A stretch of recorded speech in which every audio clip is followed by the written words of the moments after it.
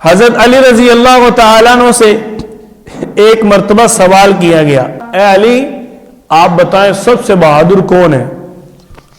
لوگوں کے دل میں تھا حضرت علی فرمائیں گے کہ سب سے بہادر میں ہوں، لیکن آپ رضی اللہ تعالیٰ نے جواب دیا کہ سب سے بہادر انسان اگر میں نے مکہ کی دھرتی پر دیکھا ہے تو وہ ابو بکر ہے۔ یہ کون بیان کر رہا ہے؟ حضرت علی رضی اللہ تعالیٰ عنہ۔ لوگوں نے کہا وہ کیسے؟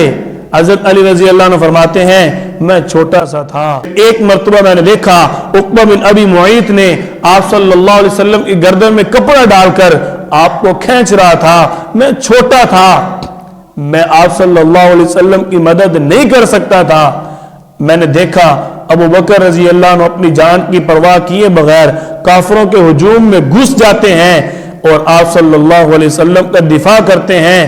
بہادر وہ تھا جس نے نبوت کے لیے اپنی جان کی پرواہ نہ کی، میں نے اس شخص کو بہادری کرتے دیکھا ہے۔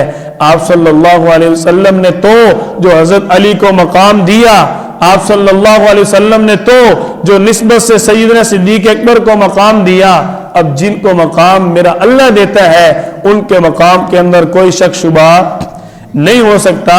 سیدنا صدیق اکبر رضی اللہ تعالیٰ عنہ کی خلافت تو درکنار، ان کے منصب صحابیت کا انکار کرنے سے بندہ اسلام سے خارج ہو جاتا ہے۔